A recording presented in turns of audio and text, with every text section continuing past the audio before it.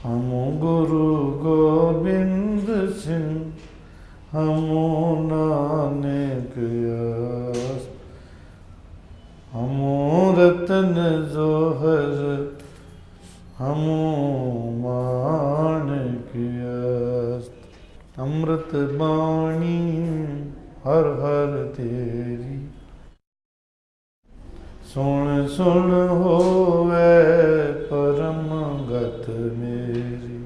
जलन बुझी शीतल होए मनुआ, सतगुर का दर्शन पाए जियो।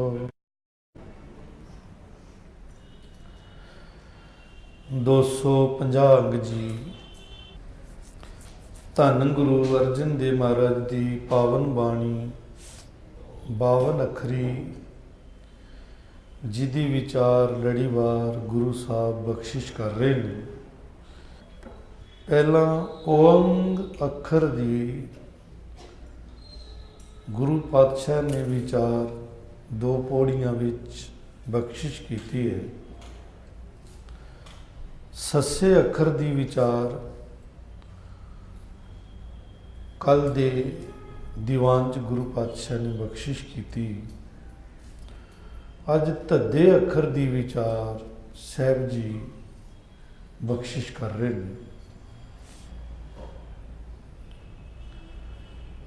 ਧੱਦੇ ਅੱਖਰ ਤੋਂ ਬਹੁਤ ਸਾਰੇ ਬੜੇ ਕੀਮਤੀ ਨਾਮ ਪੈਂਦੇ ਨੇ, ਜਿਵੇਂ ਧਰਮ, ਜਿਵੇਂ ਧਾਮ, ਜਿਵੇਂ ਧੂੜ। ਇਸ ਤਰ੍ਹਾਂ ਹੋਰ ਵੀ ਕਈ ਨਾਮ ਪੈਂਦੇ ਹਨ। ਇੱਥੇ ਗੁਰੂ ਸਾਹਿਬ ਨੇ 2 ਨਾਮ ਲਏ ਨੇ। ਇੱਕ ਵਾਹ ਵਾਹ ਕਰਨੀ ਹੋਵੇ, ਧਨ ਧਨ। ਦੂਸਰਾ ਧੂੜ। ਮੇਨ ਇੱਥੇ ਧੂੜ ਦੇ ਉੱਤੇ ਜ਼ੋਰ ਹੈ। ਧੂੜੀ ਕੀ ਚੀਜ਼ ਹੈ? ਧੂੜ ਕੀ ਚੀਜ਼ ਹੈ? ਧੂੜ ਦਾ ਇੱਕ ਰੂਪ ਨੈਗੇਟਿਵ ਹੈ, ਧੂੜ ਦਾ ਇੱਕ ਰੂਪ ਪੋਜ਼ਿਟਿਵ ਹੈ। ਜਦੋਂ ਗੁਰੂ ਸਾਹਿਬ ਕਹਿੰਦੇ ਨੇ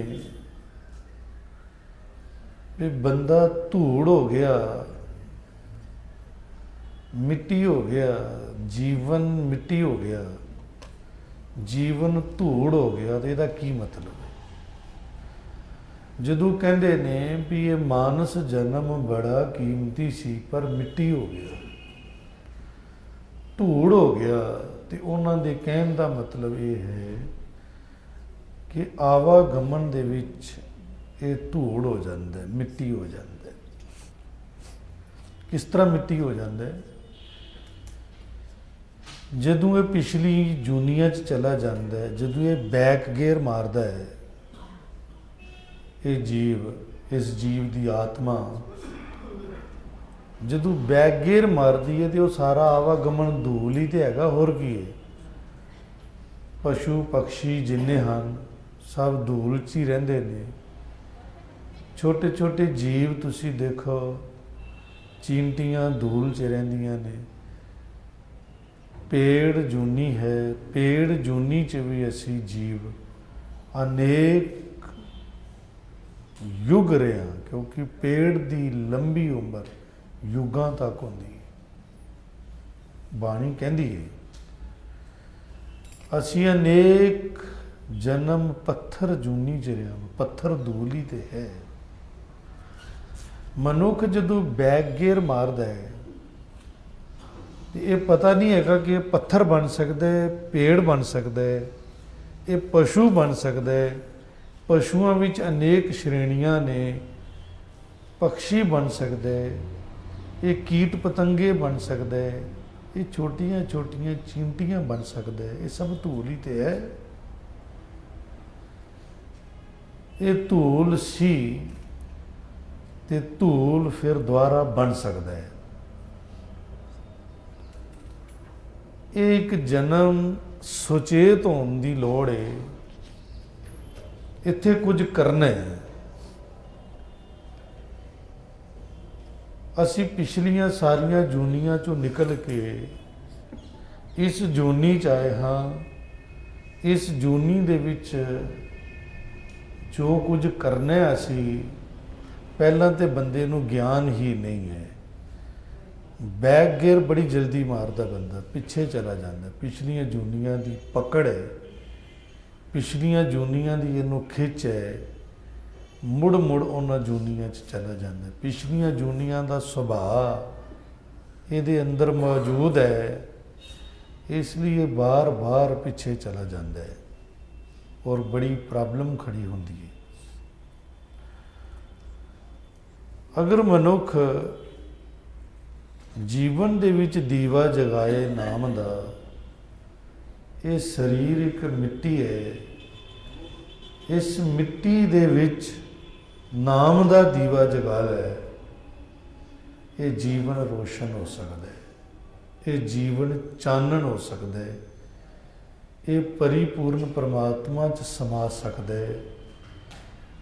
ਮੁੱਕਦੀ ਗੱਲ ਇਹ ਹੈ, ਸਾਡਾ ਜੀਵਨ ਵਿਚਕਾਰ ਹੈ, ਸਾਡੇ ਜੀਵਨ ਤੋਂ ਅੱਗੇ ਪਰਮਾਤਮਾ ਹੈ, ਸਾਡੇ ਜੀਵਨ ਤੋਂ ਪਿੱਛੇ ਆਵਾਗਮਨ ਹੈ। ਇਹ ਜੂਨੀ ਵਿਚਕਾਰ ਖੜੀ ਹੈ। ਅਗਰ ਅੱਗੇ ਚਲੀ ਗਈ, ਰੱਬ ਹੋ ਜਾਏਗੀ, ਪਰਮਾਤਮਾ ਹੋ ਜਾਏਗੀ। ਇਹ ਪਿੱਛੇ ਚਲੀ ਗਈ, ਧੂਲ ਹੋ ਜਾਏਗੀ, ਆਵਾਗਮਨ ਚਲੀ ਜਾਏਗੀ। ਜਮ ਜਮ ਮਰੇ, ਮਰੇ ਫਿਰ ਜੰਮੇ, ਬਹੁਤ ਸਜਾਏ, ਪਿਆ ਦੇਸ਼ ਲੰਮੇ। ਤੇ ਵਿਚਕਾਰ ਖੜਾ ਇਨਸਾਨ, ਇਹਨੂੰ ਪਤਾ ਨਹੀਂ ਕਿ ਮੈਂ ਪਿੱਛੇ ਜਾਵਾਂਗਾ ਤੇ ਉਹ ਕਿਹੜੇ ਕਰਤੱਵ ਨੇ ਜਿਹੜੇ ਮੈਨੂੰ ਪਿੱਛੇ ਲੈ ਜਾਂਦੇ ਨੇ, ਉਹਨਾਂ ਤੋਂ ਸੁਚੇਤ ਹੋਣਾ ਹੈ। ਤੇ ਜਿਹੜੇ ਅੱਗੇ ਲੈ ਕੇ ਜਾਂਦੇ ਨੇ ਉਹਨਾਂ ਦੀ ਸਮਝ ਹੋਣੀ ਚਾਹੀਦੀ ਹੈ, ਗਿਆਨ ਚਾਹੀਦਾ ਹੈ। ਗੁਰੂ ਗ੍ਰੰਥ ਸਾਹਿਬ ਜੀ ਦੀ ਬਾਣੀ ਸਾਨੂੰ ਅੱਗੇ ਲੈ ਕੇ ਜਾਂਦੀ ਹੈ। ਜਿਹੜੇ ਕਰਮ ਸਾਨੂੰ ਪਿੱਛੇ ਸੁੱਟਦੇ ਨੇ ਉਹਨਾਂ ਤੋਂ ਸਾਨੂੰ ਸੁਚੇਤ ਕਰਦੀ ਹੈ। ਕੁਝ ਕਰਮ ਐਸੇ ਵੀ ਹਨ ਜਿਹੜੇ ਸਾਨੂੰ ਬਾਰ-ਬਾਰ ਇਸੇ ਜਨਮ 'ਚ ਲਿਆਉਂਦੇ ਨੇ। ਅਸੀਂ ਬਾਰ-ਬਾਰ ਇਨਸਾਨ ਬਣਦੇ ਹਾਂ, ਬਾਰ-ਬਾਰ। ਨਾ ਅਸੀਂ ਅੱਗੇ ਗਏ ਹਾਂ, ਨਾ ਅਸੀਂ ਪਿੱਛੇ ਗਏ। ਐਸਾ ਵੀ ਹੈ, ਕੁਝ ਐਸੇ ਵੀ ਜੀਵ ਨੇ ਜਿਹੜੇ ਬਾਰ-ਬਾਰ ਇਸੇ ਜੂਨੀ 'ਚ ਆਉਂਦੇ ਨੇ। ਉਹਨਾਂ ਦੀ ਪਹਿਚਾਣ ਇਹ ਹੁੰਦੀ ਹੈ, ਮੰਨ ਲਓ ਕਿ ਇੱਕ ਬੰਦੇ ਅੰਦਰ ਸਾਨੂੰ ਬੜੇ ਗੁਣ ਦਿਖਾਈ ਦਿੰਦੇ ਨੇ। ਅਸੀਂ ਕਹਿੰਦੇ ਹਾਂ ਫਲਾਣੇ ਬੰਦੇ 'ਚ ਕੋਈ ਗੁਣ ਹੀ ਨਹੀਂ ਹੈਗਾ, ਇਹਦੇ 'ਚ ਤਾਂ ਬੜੇ ਗੁਣ ਹੈਗੇ ਨੇ। ਅਸੀਂ ਤੁਲਨਾ ਉਸ ਬੰਦੇ ਨਾਲ ਉਹਦੀ ਕਰ ਰਹੇ ਹਾਂ, ਪਰ ਸਾਨੂੰ ਪਤਾ ਨਹੀਂ, ਅਸੀਂ ਕਹਿ ਰਹੇ ਹਾਂ ਉਸ ਬੰਦੇ 'ਚ ਗੁਣ ਹੀ ਕੋਈ ਨਹੀਂ ਹੈਗਾ। ਉਹ ਬੰਦਾ ਆਵਾਗਮਨ 'ਚੋਂ ਆਇਆ ਹੈ, ਪਿਛਲੀ ਜੂਨ ਉਹਦੀ ਪਤਾ ਨਹੀਂ ਕੀ ਸੀ, ਉਸ ਜੂਨੀ 'ਚੋਂ ਨਿਕਲ ਕੇ ਆਇਆ ਤੇ ਉਹਦੇ 'ਚ ਕਿਵੇਂ ਗੁਣ ਹੋਣਗੇ। ਇੱਕ ਬੰਦਾ 4, 5, 6, 7 ਜਨਮਾਂ ਤੋਂ ਮਨੁੱਖ ਬਣਦਾ ਪਿਆ ਤਾਂ ਗੁਣ ਤੇ ਹੋਣਗੇ ਉਹਦੇ ਅੰਦਰ। ਇਹ ਹਿਸਾਬ ਹੁੰਦਾ, ਇਹ ਪਹਿਚਾਣ ਹੁੰਦੀ।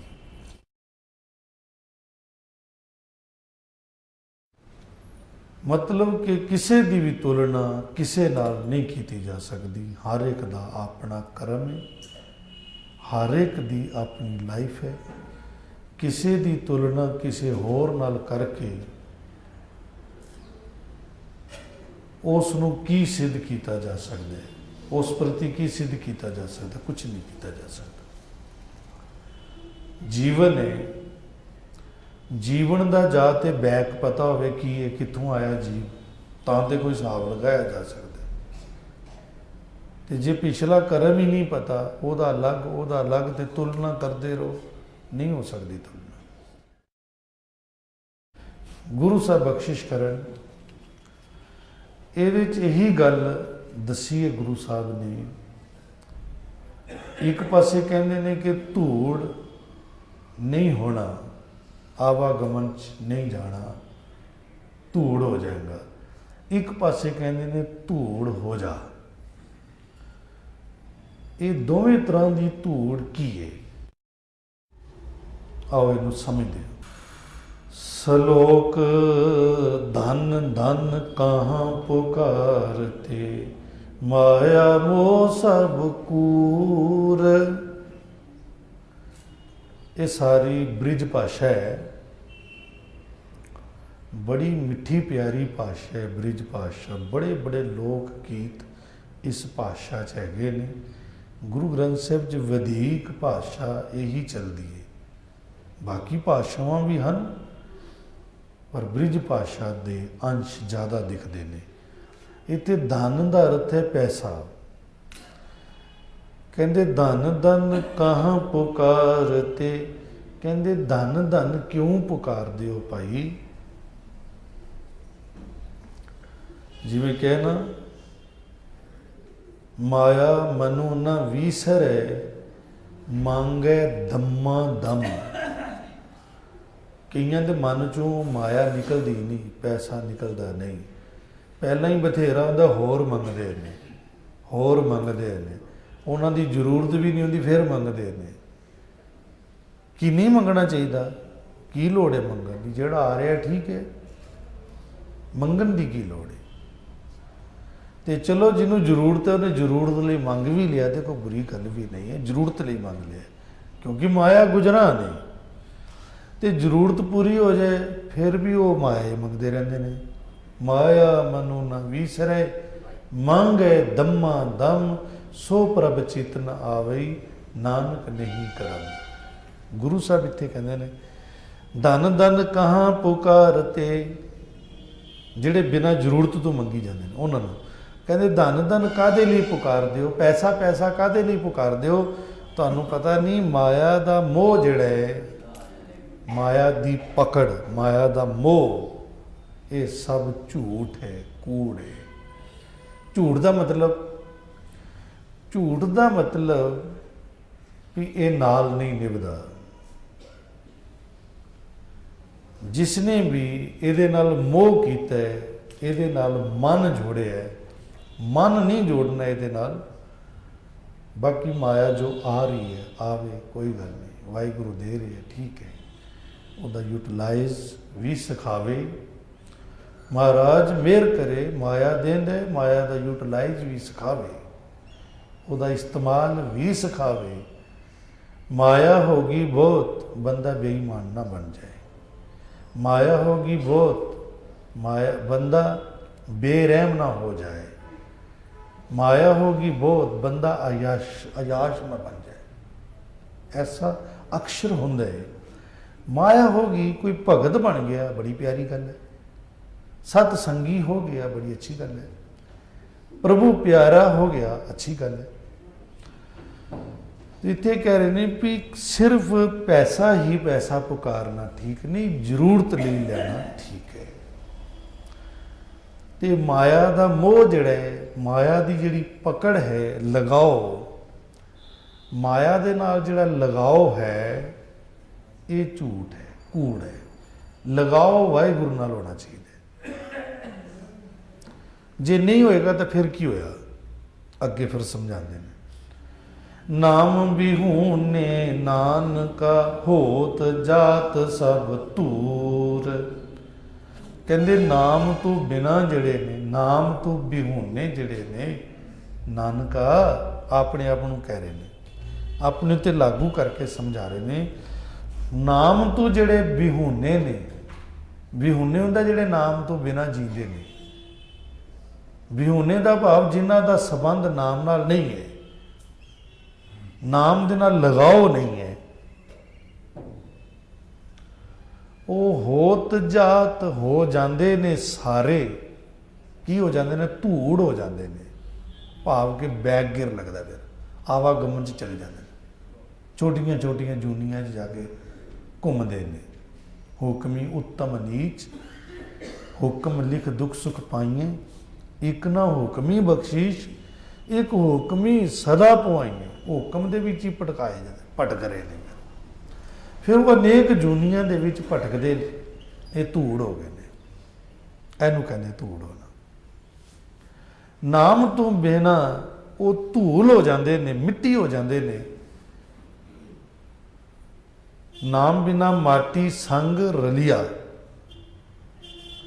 नाम तो बिना मिट्टी विच रल जाते हैं। नाम तो बिना लफज समझना सब तो कीमती लफज है। नाम बिना की मतलब, नाम बिना भाव के नाम दे लगाओ बगैर, जिदे नाल नाम दा लगाओ नहीं है। एक जगह कीर्तन हो रहा सी, दास भी उत्थे गया, तो कोई निष्काम कीर्तनी जथा कीर्तन कर रहा सी। निष्काम का मतलब कि रागी सिंह नहीं सन कर रहे, कोई प्राइवेट जथा बाहरों आया सी तो कीर्तन कर रहा सी। उन्होंने बेचारियां नूं कोई सुर नहीं पता, कोई राग नहीं पता, कोई ताल नहीं पता, पर सच है कि जिन्ने प्यार नाल वो कीर्तन कर रहे सी, मैं भी गद हो गया। जद कि मैं आप कीर्तन सीखिया होया है। जिस बंदे नूं स्वर का ज्ञान होता है ना, उन्होंने बड़ी एलर्जी होती है जो कोई बेसुरा गावे, उन्होंने बड़ी एलर्जी होती। जो अंदर सुर होण, ਉਹਦੇ सामने कोई बेसुरा गावे ना, उन्होंने एलर्जी होती है, प्रॉब्लम होती है। मेरा एक बड़ा प्यारा मित्र सी, बड़ा संगीतकार सी, मैनू कहता तुसीं बेसुरियां नूं भी सुनदे हो, तुहानूं एलर्जी नहीं होती? मैं कहा पहला होंदी सी, हुण मैनू महाराज इस तो उपर लै गया, हुण मैनू कोई एलर्जी नहीं होती। कहता क्यों?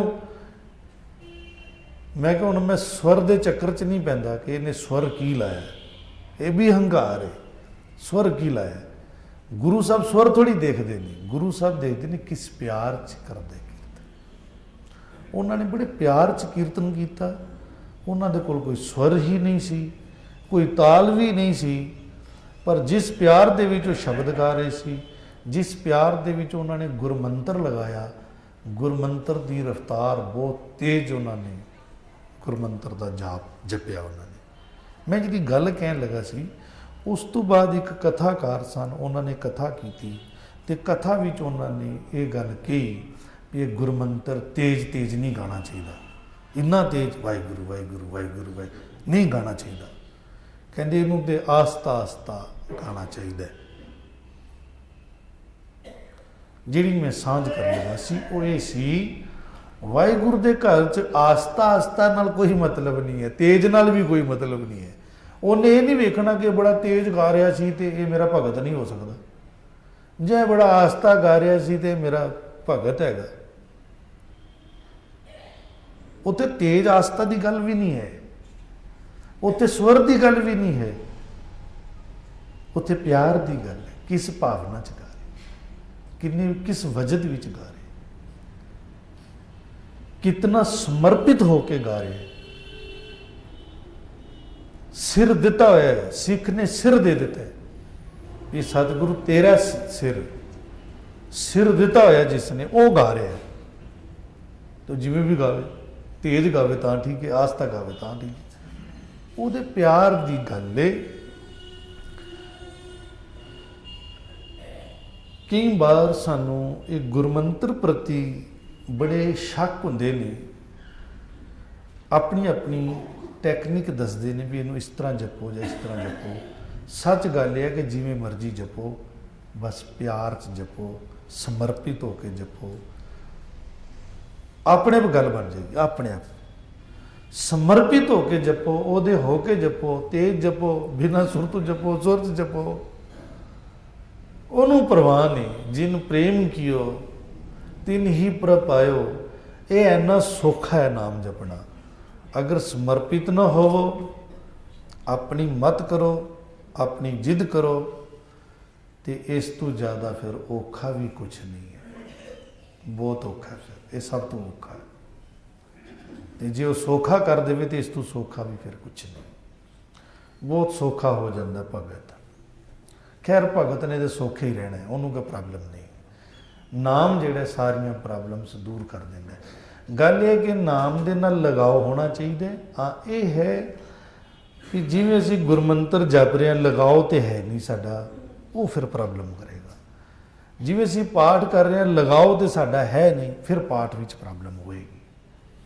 फिर असीं कहांगे यार पाठ तो कीता, रस नहीं आया, सत्संग तो कीता, रस नहीं आया, मन कित्थे गया होया सी, मन तो किते होर लगा होया सी।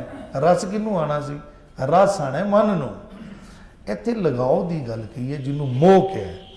ਕਹਿੰਦੇ ਧਨ ਧਨ ਕਹਾਂ ਪੁਕਾਰਦੇ, ਧਨ ਧਨ ਕਾਹਦੇ ਲਈ ਪੁਕਾਰਦੇ ਹੋ ਭਾਈ? ਉਹ ਵਾਹਿਗੁਰੂ ਦੀ ਦੌਲਤ ਹੈ, ਮਾਇਆ ਵਾਹਿਗੁਰੂ ਦੀ ਹੈ ਨਾ, ਉਹ ਆਪੇ ਹੀ ਦਿੰਦਾ ਹੈ। ਇਹਦੇ ਨਾਲ ਲਗਾਓ ਨਾ ਪਾਓ। ਜ਼ਰੂਰਤ ਲਈ ਵੈਸੇ ਉਹ ਦਿੰਦਾ ਹੈ, ਫਿਰ ਵੀ ਅਗਰ ਪ੍ਰੋਬਲਮ ਲੱਗ ਰਹੀ ਹੈ ਕਿ ਸਾਨੂੰ ਮਾਇਆ ਚਾਹੀਦੀ ਹੈ ਤੇ ਜ਼ਰੂਰਤ ਲਈ ਮੰਗ ਵੀ ਲਓ, ਦਿੰਦਾ ਹੈ। ਪਰ ਜ਼ਰੂਰਤ ਪੂਰੀ ਹੋ ਗਈ ਤੇ ਫਿਰ ਲਗਾਓ ਨਾ ਉਹਦੇ ਨਾਲ ਪਾਓ, ਫਿਰ ਵਾਹਿਗੁਰੂ ਦਾ ਨਾਮ ਵੀ ਜਪੋ। ਕਹਿੰਦੇ ਨਾਮ ਤੋਂ ਬਿਨਾਂ ਜਿਹੜੇ ਜੀਵ ਹਨ ਉਹ ਸਾਰੇ ਧੂਲ ਹੋ ਜਾਂਦੇ ਨੇ, ਆਵਾਗਮਨ ਦੇ ਵਿੱਚ ਮਿੱਟੀ ਹੋਏ ਫਿਰਦੇ ਨੇ। ਇਸੇ ਦਾ ਖੁਲਾਸਾ ਪੌੜੀ 'ਚ ਕਰਦੇ ਨੇ। ਕਹਿੰਦੇ ਇੱਕ ਤੇ ਧੂੜ ਹੈ ਆਵਾਗਮਨ 'ਚ ਹੋ ਜਾਣਾ, ਦੂਸਰੀ ਇੱਕ ਧੂੜ ਹੋਰ ਹੈ ਜਿਹੜਾ ਧੱਦਾ ਅੱਖਰ ਕਹਿ ਰਿਹਾ ਹੈ, ਧੱਦੇ ਅੱਖਰ ਤੋਂ ਗਿਆਨ ਦੇ ਰਹੇ ਨੇ। ਧੱਦਾ ਧੂਰ ਪੁਨੀਤ ਤੇਰੇ ਜਨੂਆ, ਧਨ ਤੇਊ ਜੇ ਰੁਚਿਆ ਮਨੂਆ। ਇੱਥੇ ਉਚਾਰਨ ਦੇ ਵਿੱਚ ਵੀ ਹੈ, ਕਈ ਇਹਦਾ ਉਚਾਰਨ ਜਨੂਆ ਕਹਿੰਦੇ ਨੇ, ਜਨੂਆ, ਕਈ ਮਨੂਆ ਕਹਿੰਦੇ, ਕਈ ਮਨੂਆ ਕਹਿੰਦੇ ਨੇ, ਕਈ ਮਨੂਆ ਕਹਿੰਦੇ। ਦੋਵੇਂ ਉਚਾਰਨਾਂ 'ਚ ਕੋਈ ਜ਼ਿਆਦਾ ਅੰਤਰ ਨਹੀਂ ਹੈ। ਧੱਦਾ ਕਹਿੰਦਾ ਹੈ, ਧੱਦਾ ਅੱਖਰ ਬੋਲਦਾ ਪਿਆ, ਅੱਖਰ ਬੋਲਦੇ ਨੇ। ਧੱਦਾ ਅੱਖਰ ਬੋਲ ਕੇ ਕਹਿੰਦਾ ਹੈ ਵੀ ਧੂਰ ਪੁਨੀਤ ਤੇਰੇ ਜਨੂਆ, ਤੇਰੇ ਜਨੂਆ, ਤੇਰੇ ਜਨ ਜਿਹੜੇ ਨੇ, ਸੰਤ ਜਨ ਜਿਹੜੇ ਨੇ, ਉਹਨਾਂ ਦੀ ਧੂੜ ਬੜੀ ਪਵਿੱਤਰ ਹੈ। ਧੱਦਾ ਅੱਖਰ ਕਹਿੰਦੇ ਹੀ ਪਰਮਾਤਮਾ ਤੇਰੇ ਜਨੂਆ ਜਿਹੜੇ ਨੇ, ਸੰਤ ਜਨ ਜਿਹੜੇ ਨੇ, ਉਹਨਾਂ ਦੀ ਧੂੜ ਜਿਹੜੀ ਹੈ ਉਹ ਬੜੀ ਹੀ, ਬਹੁਤ ਹੀ ਪੁਨੀਤ ਹੈ, ਪਵਿੱਤਰ ਹੈ। ਤੇ ਧਨ ਤੇਊ ਜੈ ਰੁਚਿਆ ਮਨੂਆ, ਧਨ ਨੇ ਉਹ, ਧਨ ਦੇਖੋ ਦੂਸਰੇ ਧਨ ਨੂੰ ਨੰਨੇ ਨੂੰ ਸਿਆਰੇ, ਧਨਤਾ ਯੋਗ ਨੇ, ਭਾਵ ਕਿ ਮਹਾਨ ਨੇ, ਗ੍ਰੇਟ ਨੇ, ਉਹ ਜਿਨ੍ਹਾਂ ਦਾ ਮਨ ਜਿਹੜਾ ਹੈ ਇਸ ਰੁਚੀ 'ਚ ਰਹਿੰਦਾ ਹੈ ਵੀ ਮੈਂ ਇਹਨਾਂ ਦੀ ਧੂੜ ਹੋਣਾ ਹੈ। ਇੱਥੇ ਧੂੜ ਦਾ ਅਰਥ ਸਮਝ ਲੈਣਾ, ਉੱਥੇ ਤੇ ਧੂੜ ਦਾ ਅਰਥ ਸਮਝਾਂਗੇ ਆਵਾਗਮਨ। ਉੱਥੇ ਧੂੜ ਦਾ ਮਤਲਬ ਕਿ ਛੋਟੀਆਂ ਛੋਟੀਆਂ ਜੂਨੀਆਂ 'ਚ ਮਿੱਟੀ 'ਚ ਰੁਲੀਆਂ ਫਿਰਦੀਆਂ ਨੇ। ਪੱਥਰ ਹੋ ਗਿਆ ਉਹ ਵੀ ਧੂੜ ਹੈ, ਪੇੜ ਹੋ ਗਿਆ ਉਹ ਵੀ ਧੂੜ ਹੈ, ਚੀਂਟੀ ਬਣ ਗਿਆ ਤਾਂ ਵੀ ਧੂੜ ਹੈ, ਹੋਰ ਸਾਰੇ ਜੀਵ ਧੂਲ ਦੇ ਵਿੱਚ ਹੀ ਰਹਿੰਦੇ ਨੇ, ਪਸ਼ੂ ਪਕਸ਼ੀ ਵੀ ਸਭ। ਇਹ ਧੂਲ ਹੋ ਗਿਆ ਨਾਮ ਤੋਂ ਬਗੈਰ। ਇੱਥੇ ਕਹਿੰਦੇ ਨੇ ਜਿਨ੍ਹਾਂ ਦੀ ਇਹ ਰੁਚੀ ਹੈ, ਜਿਨ੍ਹਾਂ ਦਾ ਮਨ ਜਿਹੜਾ ਹੈ, ਮਨੂਆ ਜਿਹੜਾ ਹੈ, ਇਸ ਰੁਚੀ 'ਚ ਰਹਿੰਦਾ ਹੈ ਕਿ ਮੈਂ ਸੰਤ ਜਨਾਂ ਦੀ ਧੂੜ ਹੋ ਜਾਣਾ, ਰੱਬ ਦੇ ਪਿਆਰਿਆਂ ਦੀ ਧੂੜ ਹੋ ਜਾਣਾ। ਤੇ ਧੂੜ ਦਾ ਮਤਲਬ ਹੈ ਉਹਨਾਂ ਦੀ ਆਗਿਆ 'ਚ ਰਹਿਣਾ, ਉਹਨਾਂ ਦੀ ਸ਼ਰਨ 'ਚ ਰਹਿਣਾ, ਤੇ ਉਹਨਾਂ ਦੇ ਅੱਗੇ ਨਿਮਰਤਾ 'ਚ ਪੇਸ਼ ਆਣਾ। ਇਹ ਦੋ ਅਰਥ ਧੂੜ ਦੇ ਬਣਨਾ ਹੈ, ਇੱਕ ਨਿਮਰਤਾ 'ਚ ਰਹਿਣਾ, ਇੱਕ ਸ਼ਰਨ 'ਚ ਰਹਿਣਾ। ਨਿਮਰਤਾ ਦਾ ਮਤਲਬ ਨੀਵੇਂ ਹੋ ਕੇ ਚੱਲਣਾ, ਤੇ ਸ਼ਰਨ ਦਾ ਮਤਲਬ ਉਹਨਾਂ ਦੀ ਗੱਲ ਮੰਨ ਕੇ ਚੱਲਣਾ। ਧੱਦਾ ਅੱਖਰ ਕਹਿੰਦਾ ਹੈ ਵੀ ਐਸੀ ਧੂੜੀ ਤੇਰੇ ਜਨੂਆਂ ਦੀ, ਤੇਰੇ ਪਿਆਰਿਆਂ ਦੀ ਪਵਿੱਤਰ ਹੈ, ਤੇ ਧਨ ਨੇ ਉਹ ਮਨ ਜਿਹੜੇ ਭਗਤ ਜਨਾਂ ਦੀ ਧੂੜ, ਤੇਰੇ ਪਿਆਰਿਆਂ ਦੀ ਧੂੜ ਹੋ ਜਾਂਦੇ ਨੇ। ਕੌਣ ਨੇ ਜੀ ਵਾਹਿਗੁਰੂ ਦੇ ਪਿਆਰੇ? ਕੀ ਪਹਿਚਾਣ ਹੈ ਉਹਨਾਂ ਦੀ, ਕਿੱਥੇ ਰਹਿੰਦੇ ਨੇ ਉਹ? ਤੇ ਕਿਸੇ ਜ਼ਿਆਦਾ ਚੱਕਰ 'ਚ ਪੈਣ ਦੀ ਲੋੜ ਨਹੀਂ। ਗੁਰੂ ਸਾਹਿਬ ਰੱਬ ਦੇ ਪਿਆਰੇ ਨੇ, ਗੁਰੂ ਜਨਾਂ ਦੀ ਧੂੜ, ਸਤਿਗੁਰ ਦੀ ਧੂੜ, ਸਤਿਗੁਰ ਦੀ ਸ਼ਰਨ ਚਾਹਣਾ, ਬਾਣੀ ਦੀ ਗੱਲ ਨੂੰ ਮੰਨਣਾ ਤੇ ਨਿਮਰਤਾ ਦੇ ਵਿੱਚ ਮੰਨਣਾ, ਇਹ ਹੈ ਧੂੜ। ਗੁਰਬਾਣੀ ਦੀ ਗੱਲ ਨੂੰ ਮੰਨਣਾ ਤੇ ਆਕੜ 'ਚ ਨਹੀਂ ਮੰਨਣਾ, ਨਿਮਰਤਾ 'ਚ ਮੰਨਣਾ, ਇਹ ਹੈ ਧੂੜ ਹੋਣਾ। ਕਹਿੰਦੇ ਜਿਨ੍ਹਾਂ ਨੇ ਇਸ ਧੂੜੀ ਦਾ ਆਨੰਦ ਮਾਣਿਆ ਕਿ ਮੈਂ ਗੁਰੂ ਦੀ ਗੱਲ ਤੋਂ ਬਿਨਾਂ ਹੋਰ ਗੱਲ ਨਹੀਂ ਮੰਨਦਾ ਕਿਸੇ ਦੀ।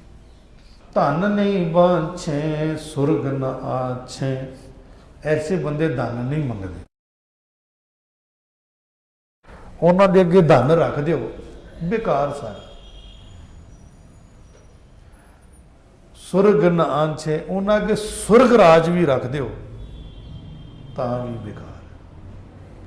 ਦੇਖਣ ਵਾਲੇ ਬੰਦੇ ਕਹਿਣਗੇ ਵੀ ਐਨੇ ਸੁੱਖ ਇਹਨੂੰ ਦੇ ਰਿਹਾ, ਇਸ ਬੰਦੇ ਨੂੰ ਸੁੱਖ ਚਾਹੀਦਾ ਹੀ ਨਹੀਂ, ਇਹਨੂੰ ਪਰਵਾਹ ਹੀ ਨਹੀਂ ਹੈਗੀ। ਸੱਚਮੁੱਚ ਜਿਨ੍ਹਾਂ ਨੇ ਗੁਰੂ ਦੀ ਸ਼ਰਨ ਰੂਪੀ ਧੂੜੀ, ਨਿਮਰਤਾ ਰੂਪੀ ਧੂੜੀ ਨੂੰ, ਆਨੰਦ ਨੂੰ ਮਾਣਿਆ, ਉੱਥੇ ਧਨ ਵੀ ਛੋਟਾ ਹੈ, ਕਿਉਂਕਿ ਬੜਾ ਭਾਰੀ ਸਕੂਨ ਮਿਲਦਾ ਹੈ। ਬੜੀ ਠੰਡ ਵਰਤਦੀ ਹੈ ਜਿਹੜੀ ਕਦੀ ਵਰਤ ਨਹੀਂ ਸਕਦੀ। ਐਸੀ ਠੰਡ ਵਰਤਦੀ ਹੈ ਜਿਹੜੀ ਕਦੀ ਕਿਸੇ ਨੂੰ ਮਿਲ ਹੀ ਨਹੀਂ ਸਕਦੀ। ਭਾਈ ਸਾਹਿਬ ਭਾਈ ਰਣਧੀਰ ਸਿੰਘ ਦੀ ਗੱਲ ਮੈਂ ਆਪ ਜੀ ਨਾਲ ਇੱਕ ਦਿਨ ਸਾਂਝੀ ਕੀਤੀ ਸੀ। ਉਹਨਾਂ ਨੇ ਜੇਲ੍ਹ ਚਿੱਠੀਆਂ ਦੇ ਵਿੱਚ ਇੱਕ ਗੱਲ ਲਿਖੀ ਹੈ। ਜਦੋਂ ਉਹਨਾਂ ਨੂੰ ਜੇਲ੍ਹ 'ਚ ਭਾਈ ਰਣਧੀਰ ਸਿੰਘ ਨੂੰ ਜੇਲ੍ਹ ਦੇ ਵਿੱਚ ਜਾਣਾ ਪਿਆ ਸੀ ਰਕਾਬਗੰਜ ਗੁਰਦੁਆਰੇ ਦੀ ਲੜਾਈ ਦੇ ਦੌਰਾਨ, ਉਹਨਾਂ ਨੇ ਉੱਥੇ ਇੱਕ ਬੁੱਕ ਲਿਖੀ ਭਾਈ ਰਣਧੀਰ ਸਿੰਘ ਜੀ ਨੇ, ਜੇਲ੍ਹ ਚਿੱਠੀਆਂ, ਜੇਲ੍ਹ 'ਚ ਲਿਖੀ। ਉਹਦੇ ਵਿੱਚ ਇੱਕ ਬੜੀ ਵਧੀਆ ਗੱਲ ਲਿਖੀ ਉਹਨਾਂ ਨੇ। ਕਹਿੰਦੇ ਇੱਕ ਦਫਾ ਇੱਕ ਬੰਦੇ ਨੇ ਨਾ ਭਾਈ ਰਣਧੀਰ ਸਿੰਘ ਨੂੰ ਜੇਲ੍ਹ 'ਚ ਦੇਖਿਆ, ਉਹਨਾਂ ਦੀ ਰਹਿਣੀ ਬਹਿਣੀ ਵੇਖਿਆ ਵੀ ਇਹ ਬੰਦਾ ਜੇਲ੍ਹ 'ਚ ਹਰ ਵੇਲੇ ਵਾਹਿਗੁਰੂ ਦੀ ਬੰਦਗੀ ਕਰਦਾ ਰਹਿੰਦਾ, ਪਰਮਾਤਮਾ ਦੇ ਨਾਮ 'ਚ ਜੁੜਿਆ ਰਹਿੰਦਾ, ਕਿਸੇ ਨਾਲ ਬਹੁਤੀ ਗੱਲ ਨਹੀਂ ਕਰਦਾ, ਕੋਈ ਹੱਸਦਾ ਖੇਡਦਾ ਨਹੀਂ ਹੈਗਾ, ਮਸਤ ਰਹਿੰਦਾ, ਆਪਣਾ ਇਕੱਲਾ ਇਕੱਲਾ ਰਹਿੰਦਾ। ਤੇ ਬੰਦਾ ਮੈਨੂੰ ਬੜਾ ਅੱਛਾ ਲੱਗਦਾ, ਬੜਾ ਇਮਾਨਦਾਰ ਬੰਦਾ ਹੈ। ਉਸ ਬੰਦੇ ਨੂੰ ਇੱਕ ਜੁਗਤੀ ਸੀ ਵੀ ਸੋਨਾ ਕਿਵੇਂ ਬਣਾਇਆ ਜਾਂਦਾ, ਸੋਨਾ ਬਣਾਉਣ ਦੀ ਉਹਨੂੰ ਵਿਧ ਪਤਾ ਸੀ। ਕਹਿੰਦੇ ਉਹ ਭਾਈ ਰਣਧੀਰ ਸਿੰਘ ਜੀ ਕੋਲ ਗਿਆ, ਉਹਨੇ ਕਿਹਾ ਜੀ ਮੈਨੂੰ ਰੱਬ ਨੇ ਇੱਕ ਬਖਸ਼ਿਸ਼ ਕੀਤੀ ਹੈ ਕਿ ਸੋਨਾ ਕਿਵੇਂ ਬਣਾਇਆ ਜਾਂਦਾ ਹੈ, ਉਹ ਮੈਨੂੰ ਵਿਧ ਪਤਾ ਹੈ, ਕੁਝ ਕੈਮੀਕਲ ਇਕੱਠੇ ਕਰਕੇ ਸੋਨਾ ਬਣਾਇਆ ਜਾਂਦਾ ਹੈ। ਭਾਈ ਸਾਹਿਬ ਚੁੱਪ ਰਹੇ। ਉਹਨੇ ਕਿਹਾ ਇਹ ਮੈਂ ਜੁਗਤੀ ਤੁਹਾਨੂੰ ਦੇਣਾ ਚਾਹੁੰਦਾ, ਐਵੇਂ ਕਿਸੇ ਸੰਸਾਰੀ ਬੰਦੇ ਨੂੰ ਦੇ ਦਿਆਂਗਾ, ਉਹ ਲਾਲਚੀ ਹੁੰਦੇ ਨੇ, ਉਹਨਾਂ ਨੇ ਜ਼ਰੂਰਤ ਲਈ ਨਹੀਂ ਕਰਨਾ, ਫਿਰ ਉਹਨਾਂ ਨੇ ਉਹਦੇ ਹੀ ਭੰਡਾਰ ਲਾ ਦੇਣੇ ਨੇ ਸੋਨੇ ਦੇ। ਉਹਨੇ ਕਿਹਾ ਮੈਂ ਤੁਹਾਨੂੰ ਦੇਣਾ ਚਾਹੁੰਦਾ ਕਿ ਤੁਸੀਂ ਜ਼ਰੂਰਤ ਦੇ ਵਿੱਚ ਇਸ ਦੀ ਵਰਤੋਂ ਕਰ ਲੈਣਾ। ਕਹਿੰਦੇ ਉਹ ਲਿਖ ਕੇ ਸੋਨਾ ਬਣਾਉਣ ਦੀ ਵਿਧ ਲਿਖ ਕੇ ਉਹਨਾਂ ਨੂੰ ਦੇ ਦਿੱਤੀ। ਔਰ ਇਹ ਕਿਹਾ ਵੀ ਇਹ ਜਿਹੜੀ ਮੈਂ ਪਰਚੀ ਤੁਹਾਨੂੰ ਸੋਨਾ ਬਣਾਉਣ ਦੀ ਵਿਧ ਲਿਖ ਕੇ ਦਿੱਤੀ ਹੈ, ਇਹਨੂੰ ਤੁਸੀਂ 2-4 ਦਿਨਾਂ ਦੇ ਅੰਦਰ ਯਾਦ ਕਰ ਲਓ ਤੇ ਫਿਰ ਇਹਨੂੰ ਫਾੜ ਦਿਆਂਗੇ, ਕਿਸੇ ਹੋਰ ਦੇ ਹੱਥ ਨਾ ਲੱਗ ਜਾਏ। ਜਿਸ ਲਈ ਉਹ 2 ਦਿਨਾਂ ਬਾਅਦ ਗਿਆ ਨਾ ਉਹ ਬੰਦਾ, ਉਹਨੇ ਜਾ ਕੇ ਦੇਖਿਆ ਕਿ ਭਾਈ ਰਣਧੀਰ ਸਿੰਘ ਦੇ ਕੋਲ ਉਹ ਪਰਚੀ ਉੱਦਾਂ ਦੀ ਬੰਦ ਪਈ। ਉਹ ਕਹਿਣ ਲੱਗਾ ਤੁਸੀਂ ਪੜ੍ਹੀ ਨਹੀਂ? ਭਾਈ ਸਾਹਿਬ ਹੱਸ ਕੇ ਕਹਿਣ ਲੱਗੇ ਵੀ ਮੈਨੂੰ ਸਮਾਂ ਨਹੀਂ ਲੱਗਿਆ, ਮੈਂ ਨਹੀਂ ਪੜ੍ਹ। ਕਹਿੰਦਾ ਸਮਾਂ ਨਹੀਂ ਲੱਗਿਆ? ਜੇਲ੍ਹ 'ਚ ਤੁਸੀਂ ਕਿਹੜਾ ਕੋਈ ਖੇਤੀ ਕਰ ਰਹੇ ਹੋ, ਜੇਲ੍ਹ 'ਚ ਤੁਸੀਂ ਕਿਹੜਾ ਕੋਈ ਬਹੁਤ ਬਿਜ਼ਨਸ ਦੇ ਵਿੱਚ ਹੈਗੇ ਹੋ, ਤੁਹਾਨੂੰ ਟਾਈਮ ਨਹੀਂ ਲੱਗਾ, ਕੀ ਕਰ ਰਹੇ ਹੋ ਜੇਲ੍ਹ 'ਚ? ਪਰ ਜੋ ਕਰ ਰਹੇ ਸੀ ਹੁਣ ਕੀ ਦੱਸਣ, ਉਹਨੂੰ ਕੀ ਦੱਸਣ। ਉਹ ਕਹਿਣ ਲੱਗੇ ਵੀ ਨਹੀਂ ਮੇਰਾ ਮਨ ਨਹੀਂ ਕੀਤਾ। ਕਹਿੰਦਾ ਅੱਛਾ ਤੁਸੀਂ 4-5 ਦਿਨ ਹੋਰ ਰੱਖ ਲਓ, ਇਹਨੂੰ ਯਾਦ ਕਰ ਲਓ। ਮੇਰੀ ਨਿਗਾਹ ਦੇ ਵਿੱਚ ਤੁਸੀਂ ਹੀ ਇੱਕ ਐਸੇ ਬੰਦੇ ਹੋ, ਮੈਂ ਯੋਗ ਸਮਝ ਕੇ ਤੁਹਾਨੂੰ ਇਹ ਵਿਧ ਲਿਖ ਕੇ ਦਿੱਤੀ ਹੈ, ਤੁਸੀਂ ਸੋਨਾ ਬਣਾਉਣ ਦੀ ਇਹ ਜੁਗਤੀ ਸਿੱਖ ਲਓ। ਲਿਖਿਆ ਕਿ ਹਫ਼ਤੇ ਬਾਅਦ ਫਿਰ ਗਿਆ। ਉਹਨੇ ਕਿਹਾ ਯਾਦ ਕਰ ਲਈ? ਭਾਈ ਸਾਹਿਬ ਫਿਰ ਹੱਸ ਕੇ ਕਹਿੰਦੇ ਵੀ ਮੈਨੂੰ ਧਿਆਨ ਨਹੀਂ ਰਿਹਾ ਤੇ ਨਹੀਂ ਮੈਂ ਕਰ ਪਾਇਆ ਯਾਦ। ਉਹ ਕਹਿੰਦਾ ਬੜੇ ਅਜੀਬ ਬੰਦੇ ਤੇ ਮੌਕਾ ਲੱਭਦੇ ਨੇ, ਇਹ ਜੁਗਤੀ ਦੇ ਘੰਟੇ ਦੇ ਅੰਦਰ ਲੋਕੀ ਯਾਦ ਕਰ ਲੈਣ। ਤੁਹਾਨੂੰ ਇੱਕ ਹਫ਼ਤਾ ਦਿੱਤੀ ਹੈ ਮੈਂ ਪਰਚੀ, ਤੇ ਤੁਸੀਂ ਹੋਰ 2-4 ਦਿਨ ਲੈ ਲਓ, ਉਸ ਤੋਂ ਬਾਅਦ ਮੈਂ ਪਰਚੀ ਫਿਰ ਫਾੜ ਦਿਆਂਗਾ। 2-4 ਦਿਨਾਂ ਬਾਅਦ ਫਿਰ ਆਇਆ ਤੇ ਫਿਰ ਉਹੀ ਹਾਲਤ ਸੀ। ਉਸ ਬੰਦੇ ਨੇ ਮੱਥੇ ਤੇ ਹੱਥ ਮਾਰਿਆ, ਕਹਿੰਦਾ ਕਿਸ ਤਰ੍ਹਾਂ ਦੇ ਬੰਦੇ ਹੋ ਤੁਸੀਂ? ਕਹਿੰਦਾ ਇਸ ਦਾ ਮਤਲਬ ਤੁਹਾਨੂੰ ਨਹੀਂ ਚਾਹੀਦੀ ਇਹ ਚੀਜ਼। ਉਹਨੇ ਉਹ ਪਰਚੀ ਫਾੜ ਦਿੱਤੀ। ਭਾਈ ਰਣਧੀਰ ਸਿੰਘ ਹੱਥ ਜੋੜ ਕੇ ਕਹਿਣ ਲੱਗੇ ਭਾਈ ਪਿਆਰਿਆ, ਤੇਰਾ ਧੰਨਵਾਦ ਕਿ ਤੂੰ ਮੇਰੇ ਨਾਲ ਇੰਨਾ ਪਿਆਰ ਕੀਤਾ ਕਿ ਤੂੰ ਮੈਨੂੰ ਸੋਨਾ ਬਣਾਉਣ ਦੀ ਜੁਗਤ ਦੱਸੀ, ਲੇਕਿਨ ਸੱਚ ਹੈ कि जिहड़ा हीरिਆਂ ਦਾ ਵਪਾਰੀ ਹੋਵੇ ਉਹਦੇ ਸਾਹਮਣੇ ਸੋਨਾ ਵੀ ਛੋਟਾ ਪੈ ਜਾਂਦਾ। मैं जिस ਵਪਾਰ 'ਚ ਲੱਗਾ ਉਹ ਸੱਚਮੁੱਚ ਇੰਨਾ ਵੱਡਾ ਹੈ, ਪਹਿਲਾਂ ਦੀ ਉਹਦੀ ਕਿਸੇ ਨੂੰ ਸਮਝ ਹੀ ਨਹੀਂ ਆਉਂਦੀ। अगर समझ आ जाए तो सारा संसार ਉਹਦਾ गुलाम है। कहते मैं तो किसी बहुत वड्डे काम च लगा होया, वो छड्ड के मैं किवें छोटा काम करा, और वड्डा काम हैगा भी ਇਹਦੀ समझ होनी चाहिए कि हैगा वे कि नहीं हैगा वे। जिन्हों समझ आईए उही कहते।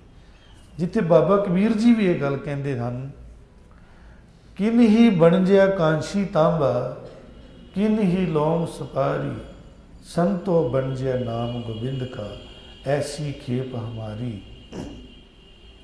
हर के नाम के व्यापारी, हीरा हाथ चढ़िया निर्मोलक, छूट गई संसारी। उत्थे सब कुछ छोटा पै जाता।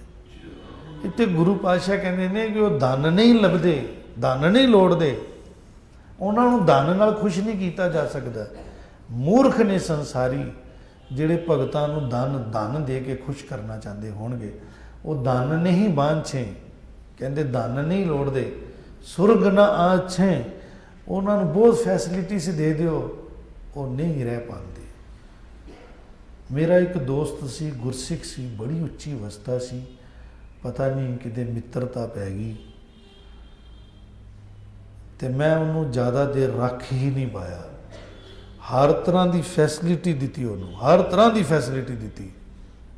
मैं कहा बंदगी वाला पुरुष है। कुछ दिनों बाद ही गैप हो गया। मैं उन्होंने कहा भी तुसी गैप हो गए, एक दिन मैंने मिलया, फिर कहता मुश्किल है जी, कहता पक्षी का तो साध का क्या है, साध तो पक्षी को कैद नहीं किया जा सकता। कहते तुहाड़ियां फैसिलिटीज मैनूं कैद कर दियां सी। मैं कहा भी मैं अपना आज़ाद रहना। तो फिर मैनू समझ आई भी हाँ ऐसा होंदा है। उन्हों की उडारी कोई होर तरह की होंदी है, वो किसी होर धन विच लगे होंदे हैं। अत प्रै प्रीत साध रज राचे, पिरिया परमात्मा, अति प्यारा परमात्मा, ओदी प्रीत विच रहिंदे ने, ओदे प्यार च रहिंदे ने। साधु जना की रज मने धूड़, धूड़ बृज भाषा, रज रज मने धूड़। साधु जना की रज विच रचे रहंदे ने ऐसे जन, उन्हां दा इदां दा जी ने। धंधे कहाँ ब्या पैता हूँ, जो एक छाड़ अन कतै न जाहूँ। कहंदे उन्हां नूं धंधे जंजाल किवें व्याप सकदे ने। धंधे कहाँ ब्या पैता हूँ, ताहूँ उन्होंने किवें व्याप सकते हैं। धंधे उन्होंने फसा नहीं सकते, धंधियां दे विच वो आ नहीं सकते। कौन जो एक नूं छड्ड के होर जगह जाते ही नहीं, एक तो बिना उन्होंने होर कोई अच्छा लगता ही नहीं, तो एक फिर जिहड़ा रब है उन्होंने धंधियां च फसन ही नहीं देता है। ये जो एक छाड़ अन कतै न जाहूँ, वो एक नूं छड्ड के अन कते ना, अन कते मैंने होर किते नहीं जाते। आखिर वो करते की ने, की करते ने, यह बड़ी कमाल की गल है। असीं कहांगे नाम जप लो 5 मिनट 10 मिनट ठीक है, सत्संग चले गए, नाम जप लिया, बस खत्म हो गई गल। चले गए 5 मिनट मत्था टेक लिया, प्रसाद लै लिया, बंगला साहब चले गए, फुल पा लिया, इत्थे कहते गल बन गई। इत्थे तक ही सारी दुनिया सीमित है। कहते नहीं, वो की कर रहे हैं, वो इन्ना टाइम क्यों लगा रहे हैं, इसलिए लगा रहे हैं वो पूर्ण अवस्था च जाना चाहते हैं, पूर्ण हो जाना है, इस जीवन च पूर्ण रब हो जाना है। पूर्ण रब का भाव है कि जिहड़ा साडा ध्यान है वो अंदर सारे संस्कारां नूं मेट देवे। बस है सुरत चलती है, गमन करती है। सुरत मने ध्यान, ध्यान अगे वधदा चला जाए, सारे संस्कार खत्म कर दे तो रब तक पहुँच जाए। अगर संस्कार नहीं खत्म होणगे, बड़े बड़े ब्रह्म ज्ञानी भी अटक जाते, लटक जाते। मन का कुछ हिस्सा भी अगर पिछे बच गया तो फिर दोबारा जन्म हो जाएगा। फिर नोट करना, ਮਨ ਦਾ ਕੁਝ ਹਿੱਸਾ ਵੀ ਅਗਰ ਬਚ ਗਿਆ ਤਾਂ ਕੀ ਹੋਏਗਾ? ਇਸ ਦੁਨੀਆ ਚੋਂ ਨਿਕਲ ਜਾਵਾਂਗੇ, ਦੂਸਰੀ ਦੁਨੀਆ 'ਚ ਫਸ ਜਾਵਾਂਗੇ। ਹੋਰ ਵੀ ਤਾਂ ਦੁਨੀਆ ਨੇ ਨਾ, ਫਿਰ ਉੱਥੇ ਲਟਕੇ ਰਹਾਂਗੇ, ਫਿਰ ਉੱਥੇ ਨਾਮ ਜਪਣਾ ਪਏਗਾ। ਮਨ ਨੂੰ ਪੂਰਨ ਕਰਨੇ, ਕੰਪਲੀਟ ਕਰਨੇ ਕਿਵੇਂ ਹੋਏਗਾ? ਜਿੰਨੇ ਸੰਸਕਾਰ ਨੇ ਸਾਰੇ ਮਿਟਾ ਦੇਣੇ ਨੇ, ਸੁਰਤ ਨੂੰ ਜਿਹੜਾ ਪ੍ਰਭੂ ਤੱਕ ਪਹੁੰਚਾ ਦੇਣੇ। ਔਰ ਇਹ ਇਸੇ ਜਨਮ 'ਚ ਹੋ ਸਕਦਾ, ਸਿਰਫ ਮਨੁੱਖ ਕਰ ਸਕਦਾ। ਇਸ ਲਈ ਮਨੁੱਖ ਨੂੰ ਸਭ ਤੋਂ ਉੱਤਮ ਕਿਹਾ। ਉਹ ਇਸ ਕੰਮ ਦੇ ਵਿੱਚ ਲੱਗੇ ਰਹਿੰਦੇ ਨੇ, ਸੁਰਤ ਵਾਲੇ ਕੰਮ 'ਚ। ਇਹ ਆਮ ਬੰਦੇ ਨੂੰ ਸਮਝ ਨਹੀਂ ਆਏਗੀ, ਪਰ ਜਿਹਨੂੰ ਸਮਝ ਆ ਜਾਏ ਤੇ ਸੱਚਮੁੱਚ ਫਿਰ ਉਹ ਦੀਵਾਨਾ ਹੁੰਦਾ ਹੈ। ਲੋਕਾਂ ਦੀ ਨਿਗਾਹ 'ਚ ਉਹ ਪਾਗਲ ਹੁੰਦਾ ਹੈ, ਪਰਮਾਤਮਾ ਦੀ ਨਿਗਾਹ 'ਚ ਪਰਮਾਤਮਾ ਦਾ ਅਤਿਅੰਤ ਪਿਆਰਾ ਹੁੰਦਾ ਹੈ।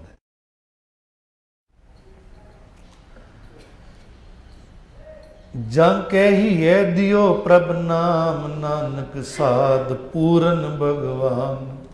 ਜਿਨ੍ਹਾਂ ਦੇ ਹਿਰਦੇ 'ਚ ਜਾ ਕੇ ਹੀ ਹੈ, ਇਹ ਹਿਰਦੇ, ਜਿਨ੍ਹਾਂ ਦੇ ਹਿਰਦੇ 'ਚ ਦਿਓ ਪ੍ਰਭ ਨਾਮ, ਪ੍ਰਭੂ ਨੇ ਦੇ ਦਿੱਤਾ ਨਾਮ ਜਿਨ੍ਹਾਂ ਦੇ ਹਿਰਦੇ 'ਚ, ਮਨ 'ਚ। ਨਾਨਕ ਸਾਧ ਪੂਰਨ ਭਗਵਾਨ।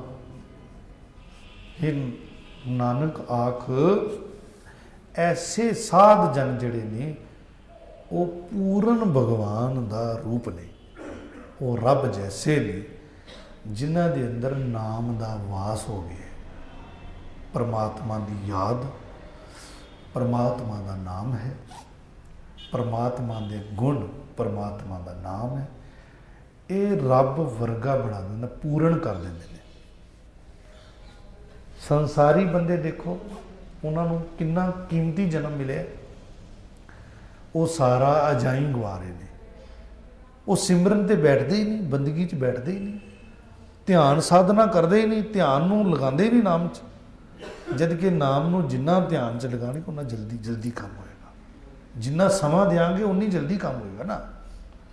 ਜਿੰਨਾ ਨਾਮ ਦੇ ਕੋਲ ਬੈਠਾਂਗੇ ਉਹਨਾਂ ਨਾਮ ਸਾਡੇ ਕੋਲ ਬੈਠੇਗਾ। ਨਾਮ ਅੰਦਰ ਪ੍ਰਵੇਸ਼ ਹੋ ਗਿਆ ਤੇ ਵਾਹਿਗੁਰੂ ਦੀ ਪ੍ਰਾਪਤੀ ਹੋ ਜਾਏਗੀ। ਇਸੇ ਜਨਮ 'ਚ ਹੋ ਸਕਦੀ ਹੈ ਅਗਰ ਮਨੁੱਖ ਉਦਮ ਕਰਕੇ ਨਾਮ ਵਾਲੇ ਪਾਸੇ ਤੁਰ ਪਵੇ ਤੇ ਆਪਣੀਆਂ ਮੰਗਾਂ ਦਾ ਕੰਟਰੋਲ ਕਰੇ।